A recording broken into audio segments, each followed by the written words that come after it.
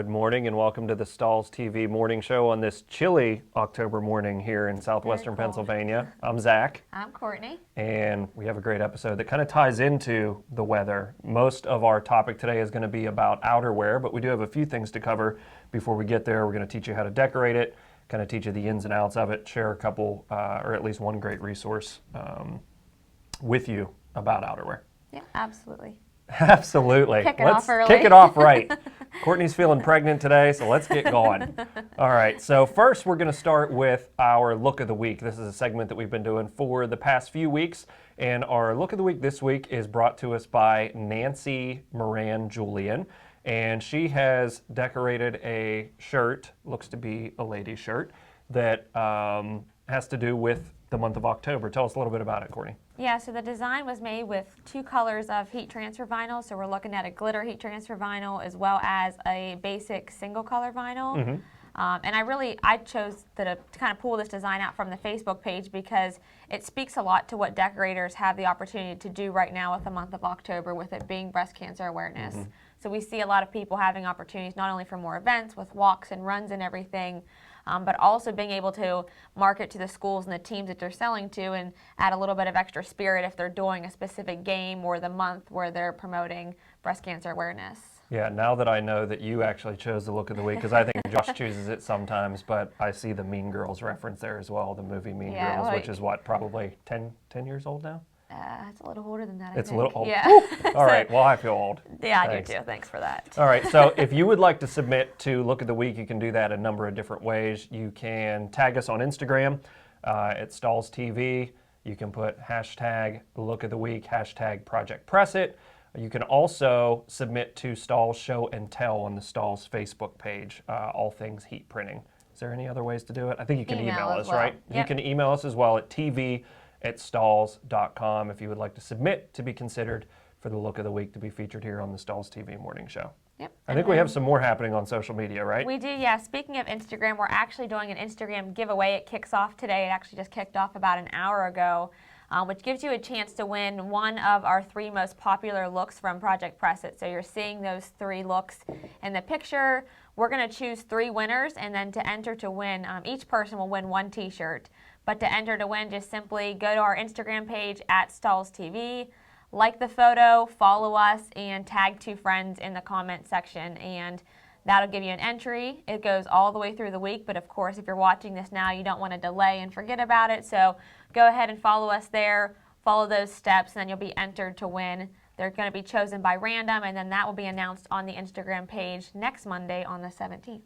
Okay, great. Should be pretty cool. We kind of skipped over it at the beginning. We've been welcoming our viewers on Facebook Live as well. So if you're watching us today on Facebook Live, welcome. You can tune in. You can register for all types of Stahls TV classes at stahlstv.com under our events page.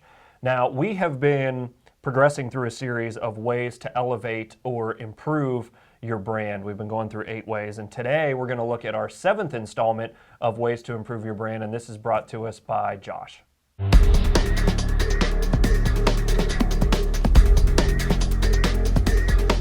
Welcome to today's installment of our Stahls TV series, 8 Ways to Improve Your Brand. I'm Josh Ellsworth, and today I'm going to focus on how to improve your brand specifically through putting together a training program. And I really think that training is essential to building or establishing a brand in 2 ways.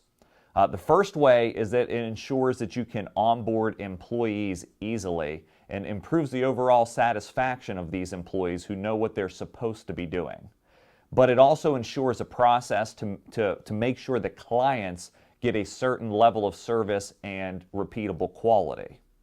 And lastly, it provides a mechanism to ensure that employees understand what they're supposed to be doing, and this is really going to help you not only with that quality, but create a performance evaluation based around facts and clear goals. And that's really going to help in developing your employees. Now, I believe a training program should have 3 facets. Number 1 is a start and finish to each component with clear objectives and learning outcomes. Next, I think it should have a documented resource for employee reference and review. And lastly, I think a good training program should have a champion assigned to oversee the success of the program. So just to get into it, at its most basic, a training program should be a transfer of knowledge of your most critical tasks and processes. I think this is a great way to start. And so training naturally would start with documenting those critical tasks and processes to make sure you have those captured with how they're being executed today. And one way to do this would be to take the different roles and responsibilities that either you execute in the business or that's executed by different employees and document them. This is going to provide a roadmap for the training, and really it's going to ensure that you hit the target. And really, as an added bonus, you'll be able to create job descriptions based off these specific tasks that will now be roadmap, and it's going to help you with hiring as well. And so naturally, as you look to start this, you're going to be your own consultant for a few days, so it's a great process to go through, and you'll see opportunities at each step of the process when you step back and ways to do things better. So what I would do is, test your assumptions, make those tweaks and improvements that you see out there while you're looking at the different processes, and then complete something, because it's going to be an ongoing process, but you really need to define the training components, timelines, learning objectives, outcomes up front, because that's going to allow you to actually establish the program. And so now these outcomes, they should be measurable through an evaluation both after the training period has ended for an employee, and really should be measurable from the employee's performance at an evaluation time. So the training is going to take some tools and resources around it, and that's really the second step after you establish the process and really document what needs to happen, is by building these resources. And one of the easiest ways to do this is really just establishing an instructional booklet. It can be printed, it can be video instructions, but a good set of instructions should be geared to someone completely new. So I recommend having someone unfamiliar with that particular task try to follow this resource, this instruction set, to ensure they haven't missed anything or you haven't missed anything when you're setting it up. And I personally love a step-by-step guide. I think it's easier to follow, so consider that method when you're setting up your instructions. Now, even though you're building this resource to help, I wouldn't recommend just dropping the booklet on an employee and say, hey, here's your training. An actual person, a trainer or a coach, is always a good idea to have a good training program. And so when you consider that, I recommend somebody that's involved in the process or the job that's doing it day to day, and then you can implement job shadowing or mentoring to ensure a good onboarding experience. And this can even become somebody that the new employee counts on throughout their career and start to forge these relationships and transfer the culture. And it should go without saying, but obviously you don't want your mentor or your trainer to be a disgruntled employee because that's going to transfer a culture that you're probably not interested in. Lastly, the step in the process is to assign an overall champion to oversee the success of this. This is going to be someone that's committed to the training goals, making sure that it stays in sight and in mind, and that you don't lose track of this as time goes on. They'll want to review it occasionally with the goal of continuous improvement, because this is going to be an important step of improving that customer and employee satisfaction. It's really going to help you raise the talent level in your organization, and I believe that it's one of the most important steps to improve your brand and create a culture of talent development. So good luck as you form your training program and improve your brand. Thanks for watching.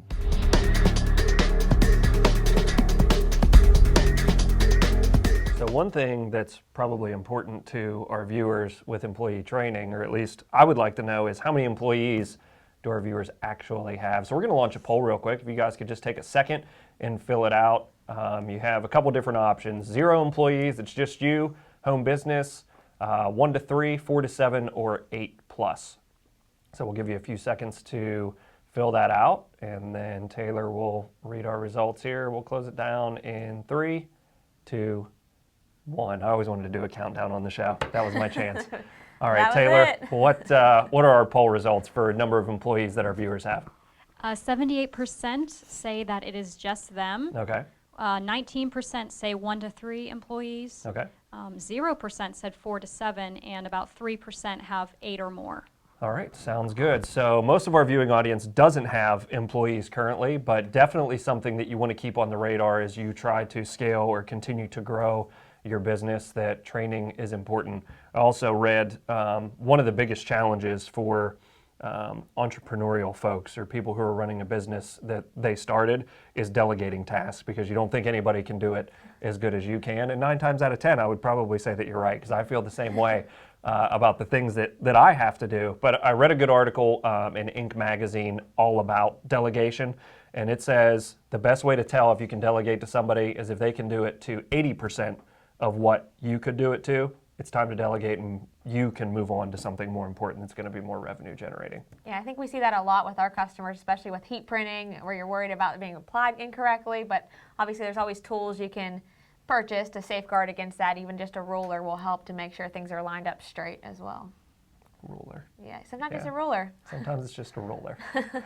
All right, well, let's get to the meat of the morning show this morning, and it's all about outerwear. And Courtney, I think you're going to kind of take the lead on this section for us. Yeah, we'll talk a little bit about outerwear. It's really, it's very fitting for this time of year because we're starting to hit those colder months. And when we think about outerwear, a lot of people think about, obviously, the soft shell jackets, the 3-in-1s, the huge insulated jackets, but it really encompasses a lot of things that we see in the early fall as well as the spring, because outerwear is essentially anything that covers a t-shirt or a tank top. So a zip-up, quarter zip performance wear jacket, to a heavy, bulky jacket. There's all kinds of range of things that you can print. And the biggest potential with them is that they offer a lot of options to make money as decorators start to print these items that are a little bit higher margin and a little bit more profitable. Yeah, so the work that's required to decorate a piece of outerwear is usually, at least in the heat printing realm, it's usually the same. You're locking down the heat press for the same amount of time, temperature and pressure that you would be on a t-shirt. However, the jacket or the outerwear piece itself costs more than what a t-shirt would. Our average t-shirt costs what? Anywhere two to $3, yeah. something like that. Where the outerwear items that you're going to be selling, your cost is definitely into the double digits, sometimes upwards of $100, depending on the items that you choose to decorate. Yeah, and that's the big risk. That's why a lot of people try to stay away from jackets and they're worried about printing them because, the greater the risk, the greater there is a chance they'll ruin them, and the cost is going to be a lot more significant to take and eat it rather than a t-shirt. But I think we'll see, and we'll talk more about material considerations and printing, that as far as heat printing goes, and even embroidery, they're very easy to decorate as long as you have the right tools and you're making sure items are getting the right material to stick to the right fabric and items are getting flat on your heat press. Okay, so you've kind of defined for us what outerwear is, that it's anything that's going to be layered on top of something else, not necessarily something that we would wear outdoors, right? And we've also talked a little bit about profit potential. What about the resource that Sanmar recently launched that kind of gives us a really good overview of the markets that outerwear can hit? Yeah, and I brought this to show, I'll just bring it up on my computer real quickly, but it really walks into what we're seeing for the potential of selling outerwear and accessories. And Sanmar did a great job of breaking it out into 3 different markets. So the first one, where they're thinking dependability, it's kind of that workwear market. The second one focuses a lot on corporate apparel, and the third one focuses a lot on the tourism resort aspect of adventure. And it really does a great job of breaking down, because of course these are 3 huge markets you can sell outerwear to, but the outerwear that you choose for these customers is going to be different depending on their needs. And so if I'm selling to a road crew or somebody who's going to be outdoors, maybe a construction group, then the products I'm choosing may have some reflective on them, so they brought out some of the reflective items that are available specifically from Sanmar, items you can choose from large heavy jackets to lightweight thin jackets as well. So there's a lot of options there. Options for just simple jackets that are outdoors, so the standard ones that are kind of your wear and tear, these ones are great jackets as well. And then there's a huge opportunity for markets and people that are outdoors for long periods of time, maybe on a job site throughout the year. And so this tends to be a lot of those duck cloth lined jackets, a lot of those canvas style jackets that are very heavyweight. And so they source those as well. And just, it's a huge opportunity to sell into these. A lot of customers, or a lot of apparel decorators may already be printing t-shirts or screen printing t-shirts for these markets. And so this gives you an option for selling their jackets and outerwear when the weather becomes cold as well. So I see on the right-hand side there, if you can just hold there for one more second, it looks like Sanmar's kind of already done the homework for us on what's important to the folks who are going to be buying these items, to where we know what features to try and sell them. Yeah, and they even mentioned that the workwear market's going to generate a revenue of over $10 billion. And so there's a huge opportunity if you're not selling into this market to start looking for customers in your area. ANSI certifications are big for anybody who's going to be outdoor near roadsides. So we see it a lot for police, EMS. We see it a lot even for road crews, construction companies, anybody who's outdoors in low light conditions, early morning, late evening, which we have a lot more here in the fall and winter. Yeah. Durability, the water resistance in products as well are two things that a lot of people look at when they're actually looking at the blank that they're choosing for their employees. Okay. So moving from the dependability or the outdoor kind of workwear market, what was the second market that Sanmar The second market that they talk about is corporate apparel. And so this is kind of the idea, and ASI did a study a while back and just shows the ability to be able to have a higher recall rate and really a higher perceived value for outerwear. So whether you're printing these for your employees or office staff or maybe giving them away to higher end customers, these are going to be items that are a lot more fashionable. So at first we looked at function in a jacket capacity. This one's going to focus a lot more on fashion. And so the styles that we're seeing here are more popular, they're more fitted, they've got a lot more detailing in the piping and the striping on the jackets. If I scroll down a little bit here to some of the more soft shell 3-in-1 jackets, you're seeing more color blocking, you're seeing more decoration in the pocket on this orange jacket, more fitted in the way that they're just constructed and the way they bring seams throughout these items as well. So for those of us not familiar with the ASI market and kind of the terms that they use, how would you define what a recall rate is and why is that important? So recall rate is the ability for a customer to recall that brand. And so if you're selling into promotional products and I'm selling jackets, then there's a higher perceived value and a higher recall rate. So I'm more likely to remember that brand when I go to purchase something because of that higher end item that they had given me. Okay, that makes sense. And what's the third market that they have lined out for us? The third market that we have here is going to be adventure. So this is kind of a new market for a lot of decorators, but if you have hotspots or outdoor sporting events in your location, then this gives you a great opportunity to also sell into that market. Again, we're seeing more higher end items. There's some things that create more opportunity with this market, and Sanmar even mentions that the logoed outerwear in this respect gives an average of 2,650 impressions over its lifetime, and that was actually sourced from the ASI study as well, but we're seeing a high amount of impressions again from logoed apparel and companies that have that. And so they focus a lot on items that are wind resistant, water resistant, and have that outdoor nature to be able to be worn in these types of conditions. Okay. So one of the biggest questions that we get when it comes to outerwear isn't necessarily what item should I get or what item is going to sell the best, but how do I print this particular item? And I know Sanmar has some built-in features of a lot of their garments that allow them to be more easily printable. Sanmar has designed their garments kind of with heat printing or other types of printing in mind. They do, yeah. So they design with what's called a port pocket, and those pockets, and we'll show you it over at the heat press, but it basically allows you to get the item flat and print in a more successful way. Okay, do you want to step over there and show us that? Yeah. While Courtney's moving over there, if you want access to that resource, you can visit sanmar.com, and it is under their marketing section that you can visit and download that, along with other resources that are linked to that particular outerwear resource. So we'll throw it over to Courtney at the heat press, and she is going to show us how to get a jacket to lay flat. Yes, and so when we start to think about getting items flat, of course there's a lot of things to consider. There's zippers, there's seams, there's pockets, and all of that bulk tends to get into the way. And so we have to isolate the print area in a few ways. A big way to do this a lot of the time is with interchangeable platens. And so to print the back of this jacket, I've actually loaded in a smaller 11 by 15 platen. And then Sanmar's jackets, if you look when you purchase them, they tend to have what's called a port pocket. It was originally designed for printing, for embroidery, but I can unzip these pockets and use them just as easily with heat printing as well.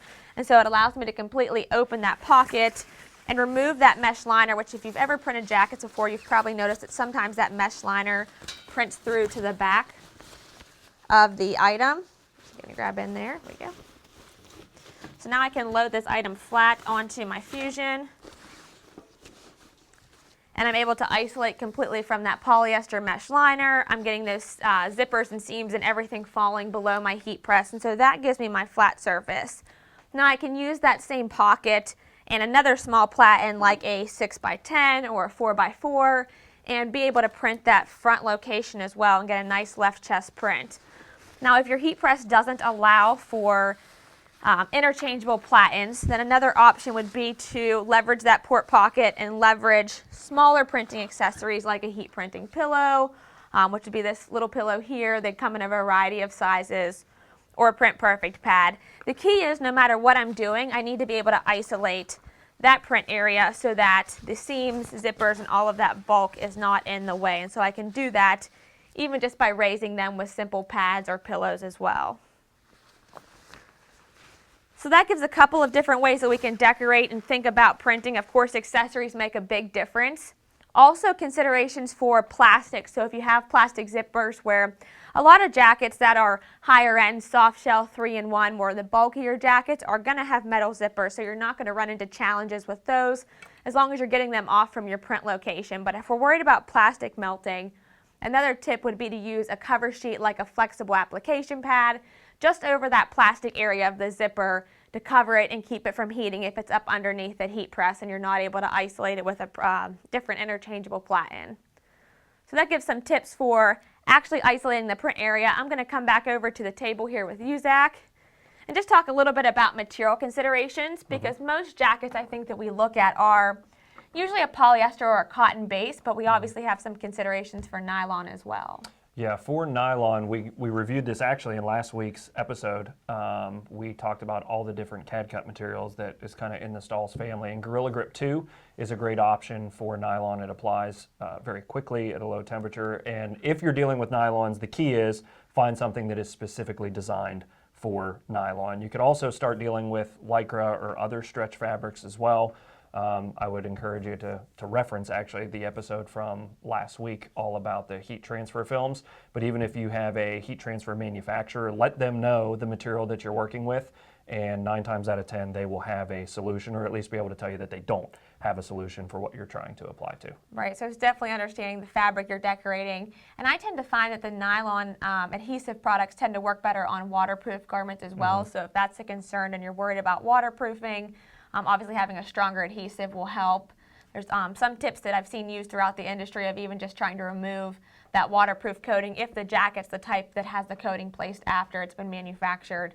You may be able to get that off with something like an acetone remover to get the waterproof coating off. Okay. Or you can always go with embroidery. Or you could always go with embroidery as well. Which kind of ruins the whole waterproofing because you're punching holes in the garment. So that's why most people don't. But all right, so that wraps up our quick review of outerwear. I would encourage you to visit sanmar.com to pick up that resource under their marketing materials. Next week episode we have, who's hosting for us? It's actually me and Karen. Karen. Yeah, so I'll be back for another week. All right, and you're talking about different fits and fabrics. Yeah, we're going to be talking a lot about different fits and choosing the right garment for your customer and being able to understand the differences between fabrics and garments and how you're selecting them. Will there be a feature on maternity?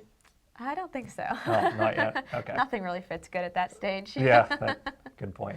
All right, well, thanks for joining us this morning. This has been the Stahls TV Morning Show. We'll see you next week. See you then.